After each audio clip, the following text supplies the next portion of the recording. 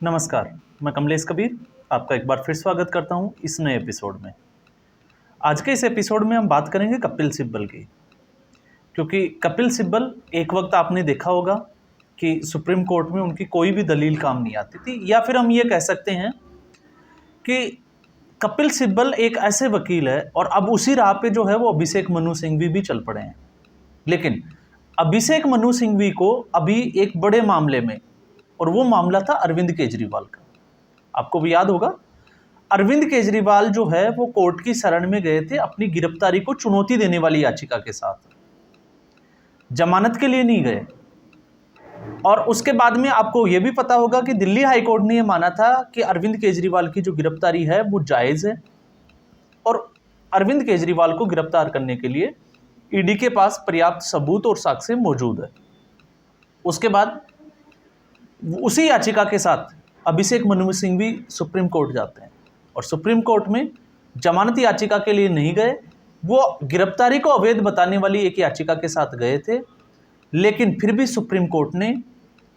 अरविंद केजरीवाल को 21 दिन के लिए जो है वो अंतरिम जमानत दे दी। तो उसके बाद में आप ये कह सकते हैं कि अभिषेक मनु सिंघवी जो है वो उस कैटेगरी में नहीं गए जिस कैटेगरी में लग रहा था कि अभिषेक मनु सिंघवी की भी सिचुएशन वही हो जाएगी जो कपिल सिब्बल वाली है। लेकिन अभिषेक मनु सिंघवी ने ऐसा होने से जो है अब उनका थोड़ा सा कद जो है वो कपिल सिब्बल से भी ज़्यादा बढ़ गया है। लेकिन अब ऐसा क्यों कह रहे हैं? क्योंकि दोनों में एक चीज़ में बड़ी समानता अभी जो है वो देखी जा रही है कि दोनों ही जो है वो इस तरह के मुकदमे लड़ रहे हैं जिनका कोई औचित्य, या इसको हम कहें कि जो आपने देखा होगा कपिल सिब्बल जो धारा 370 के खिलाफ, अभी आपने देखा होगा आज भी जब मैं वीडियो बना रहा हूं तो आज के दिन चाहे वो चुनाव आयोग के खिलाफ जो है वो एक प्रेस कॉन्फ्रेंस करना, इसके अलावा इलेक्टोरल बॉन्ड का, या हम बात कहें ईवीएम की, तो बहुत सारी ऐसी याचिकाएं जो थैले भर भर के जो है वो कोर्ट की शरण में पहुंचे, और कुछ दिनों से जो है वो कोर्ट उनकी कुछ जो है वो सुन भी नहीं रहा था। लेकिन इसी बीच एक कपिल सिब्बल के लिए बड़ी खबर आई, क्योंकि कपिल सिब्बल आपने देखा होगा दावायर के ऊपर वो जो है वो एंकरिंग भी करने लग गए थे। सत्यपाल मलिक जो कश्मीर के गवर्नर रहे उनका उन्होंने एक इंटरव्यू भी लिया था, वो तमाम तरह की चीज़ें आपने देखी होगी। लेकिन अब कपिल सिब्बल बार एसोसिएशन के जो चुनाव हुए अध्यक्ष पद के लिए, तो कपिल सिब्बल जो है वो भारी भरकम वोटों के साथ जो है उनको जीत मिली है। और उसके बाद ये लग रहा था कि अब कपिल सिब्बल का जो है वो दबदबा हो जाएगा, अब जो है वो सुप्रीम कोर्ट में जो है वो कपिल सिब्बल जो चाहे वो करा सकते हैं। लेकिन और इसी के साथ आप ये देखिए कि कपिल सिब्बल ने इसका फायदा उठाने की कोशिश भी की, और वो भी बड़ी चालाकी के साथ। और मैं ऐसा इसलिए कह रहा हूं क्योंकि हेमंत सोरेन और अरविंद केजरीवाल का केस जो है वो एक ही जैसा है, दोनों के ऊपर ईडी के ही आरोप है, और ईडी ने ही दोनों को गिरफ्तार किया था, और दोनों ने 8 से 9 सम्मन जो है वो स्किप किए थे, उसके बाद में ईडी ने गिरफ्तार किया था। तो अरविंद केजरीवाल बाहर आ गए, अंतरिम जमानत मिली, तो कपिल सिब्बल को लगा कि अब जो है वो उनकी दलील, क्योंकि अब जो है उनका वजन भी बढ़ गया है, और वजन शरीर का वजन नहीं, उनका जो है वो सुप्रीम कोर्ट में वजन का मतलब उनका कद बढ़ गया है, क्योंकि अब वो बार एसोसिएशन के अध्यक्ष है। और वो भी उसी तरह की एक याचिका लेके सुप्रीम कोर्ट की शरण में चले गए। जब सुप्रीम कोर्ट में उन्होंने याचिका दी, और उसके बाद उस याचिका के बाद उनको जो फटकार पड़ी, तो उन्होंने,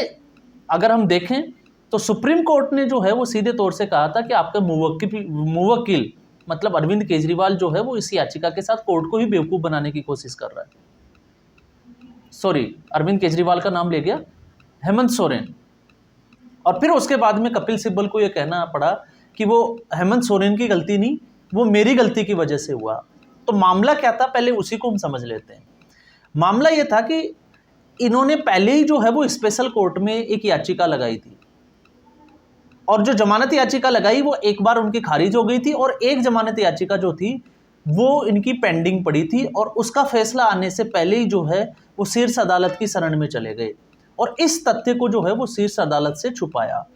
और शीर्ष अदालत सुप्रीम कोर्ट के जो माननीय न्यायाधीश थे दीपांकर दत्ता और सतीश चंद्र मिश्र शर्मा, ये इसकी जो है वो सुनवाई कर रहे थे। और मामला क्या था वो आपको ये भी पता होगा, मामला था बड़गाई अंचल की 8.86 एकड़ जो जमीन थी उसके घोटाले को लेकर। और इन्होंने दलील भी दी थी कि ये जो प्लॉट थे, जो इसके ऊपर प्लॉट थे 4 से 5 प्लॉट, उनके जैसे आप देखा होगा, आपने एक वीडियो में पहले भी हमने बात की थी नंबर के साथ में 76, 72 नंबर, 80 नंबर, तो वो जो है वो राजकुमार किसी व्यक्ति के नाम पे है, वो हेमंत सोरेन के नाम पे नहीं है। ये दलील भी जो है वो कपिल सिब्बल ने देने की कोशिश की थी, और उसके बाद में कपिल सिब्बल ने अरविंद केजरीवाल का उदाहरण भी जो है वो कोर्ट को दिया था, और हेमंत सोरेन के लिए जमानत याचिका की मांग की थी कि हेमंत सोरेन की जो पार्टी है वो चुनाव प्रक्रिया में है, और वो चुनाव जो है वो प्रचार के लिए हेमंत सोरेन जो है उनको जमानत देनी चाहिए। लेकिन कोर्ट ने यहाँ पे ये कहा कि हेमंत सोरेन खुद जो है वो चुनाव नहीं लड़ रहे हैं। तो यहाँ पे अगर हम वैसे देखें तो सुप्रीम कोर्ट का भी एक दोहरा नजरिया जो है वो सामने आता है कि अरविंद केजरीवाल भी जो है वो चुनाव नहीं लड़ रहे, लेकिन फिर भी उनको जो है वो जमानत याचिका, और वो भी बिना मांगे दी गई है। और उसके बाद में आपको ये भी पता होगा कि सुप्रीम कोर्ट के जो चीफ जस्टिस ऑफ इंडिया है सीजीआई, वो कई जगह आपने सोशल मीडिया पे पढ़ा होगा कि, और ये खबरें भी आई थी कि चंद्रचूड़ सिंह और अभिषेक मनु सिंह भी जो है वो किसी जमाने में क्लासमेट हुआ करते थे। तो इस तरह की तमाम तरह की जो बातें हैं वो चलाई गई, ट्रोल किया गया, लेकिन यहाँ पे उसका फायदा उठाने की कोशिश की कपिल सिब्बल, और कपिल सिब्बल को फिर एक बार जो है वो मुंह की खानी पड़ी। और ये बार एसोसिएशन का अध्यक्ष बनने के बाद में ये पहला ही उनका मुकदमा था, पहली उनकी याचिका थी इस लेवल की जिसमें उनको जो है वो सुप्रीम कोर्ट से फटकार पड़ी हो। तो अब कपिल सिब्बल की ये स्थिति हो गई है, उनको लग रहा था बहुत कुछ जो है वो अच्छा होने वाला है, लेकिन ऐसा हुआ नहीं। उलट जो है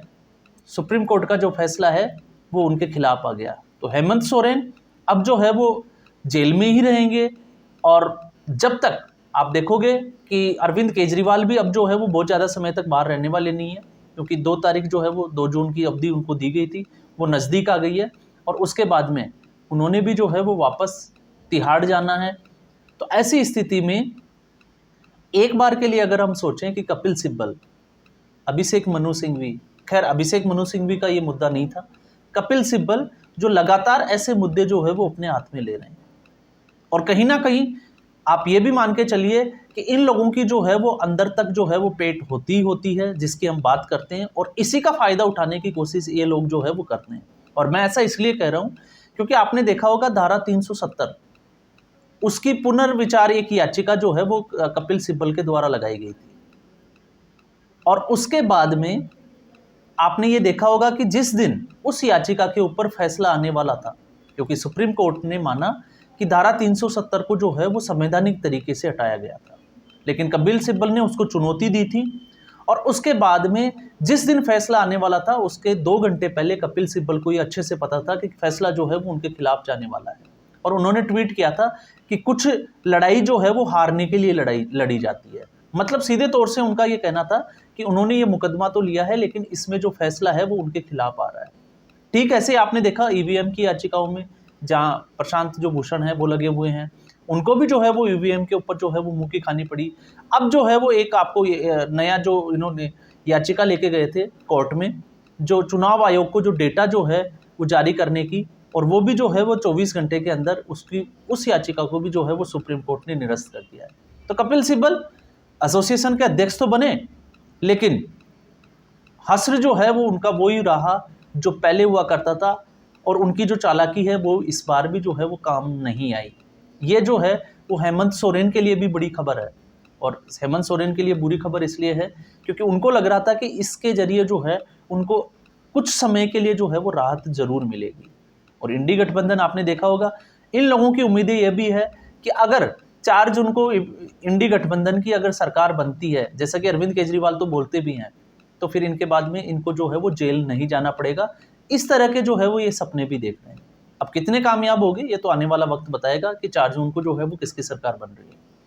आज के एपिसोड में बस इतना ही। उम्मीद करूंगा आपको ये वीडियो पसंद आया होगा। लाइक करें, वीडियो को शेयर करें और चैनल जरूर सब्सक्राइब करें। धन्यवाद।